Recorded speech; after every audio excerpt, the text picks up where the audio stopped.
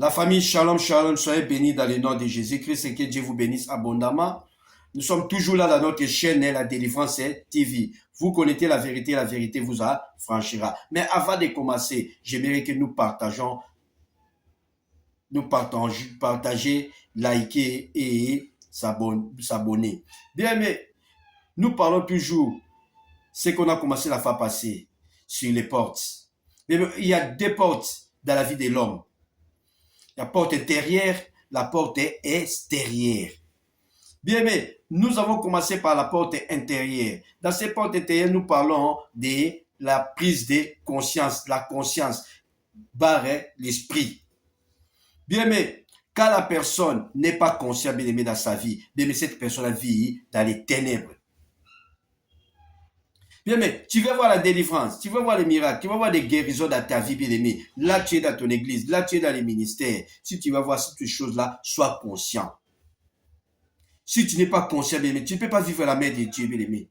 Tu vas être toujours dans les congossas, dans les critiques, dans les mensonges, dans n'importe quoi, bien aimé. Tu vas commencer à dire que moi, je suis venu accompagner les autres. Laisse-moi te dire que tu n'es pas venu accompagner quelqu'un, bien aimé, sur cette terre, bien aimé. Prends seulement conscience, bien aimé. Si tu prends conscience, tu vas voir l'histoire de ta vie va changer.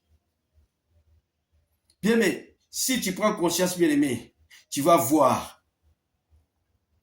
Tu verras une vie de victoire en Jésus-Christ.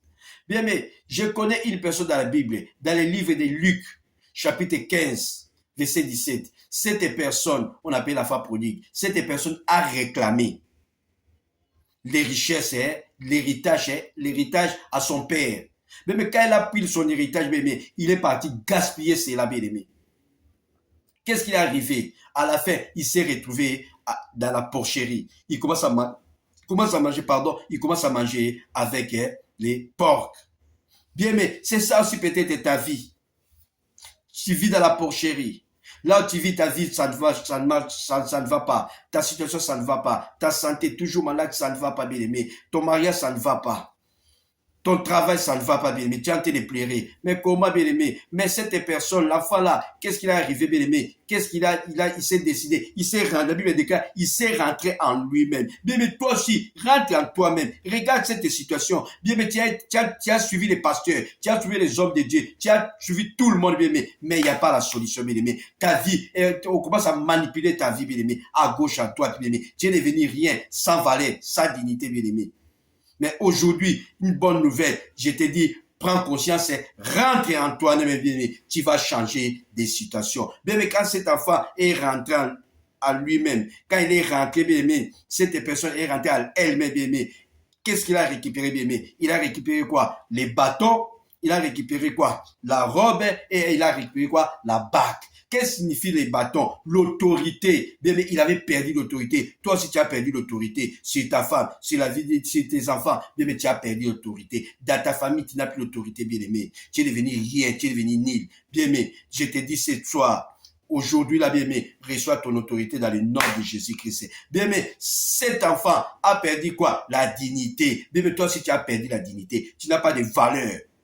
Tu n'as plus de valeur, bien-aimé, mais reçois ce que je te dis ce soir, bien-aimé. Oh, récupère ta dignité dans le nom de Jésus-Christ. L'homme de valeur, reçois ta valeur dans le nom de femme de valeur, reçois ta valeur dans le nom de Jésus-Christ. Bien-aimé, il a récupéré encore quoi? La bague, l'alliance. Bien-aimé, l'alliance avec, quand tu fais l'alliance avec Dieu, bien-aimé, qu'est-ce qui va arriver dans ta vie? La restauration. Tout ce qui tu avais perdu, oh ton travail, oh le mariage, Dieu va restaurer cela dans le nom de Jésus-Christ. Des années perdues, des temps que tu as perdu, bien-aimé, Dieu va te restaurer, bien-aimé.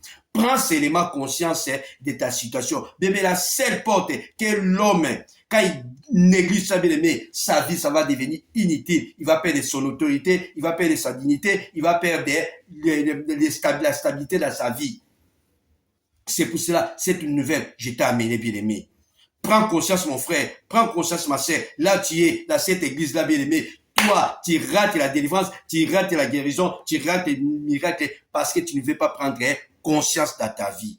Que Dieu bénisse sa parole, bien-aimé. Soyez béni, bien-aimé. Je vais prier maintenant pour toi. Ô Père éternel, dans le nom de Jésus-Christ, le Dieu de la restauration, restaure mon frère, restaure ma sœur. Oh, les dieux qui donnent l'autorité à la vie de mon frère qui avait perdu son autorité devant sa femme, devant ses enfants, dans sa famille, dans son travail. Restaure son autorité dans le nom de Jésus-Christ. Sa dignité, Père éternel, mon Dieu, Papa. Restaure le Père éternel, mon Papa, afin que son histoire change. Dans le nom de Jésus-Christ, j'ai ainsi prié, j'ai dit Amen. Que Dieu vous bénisse.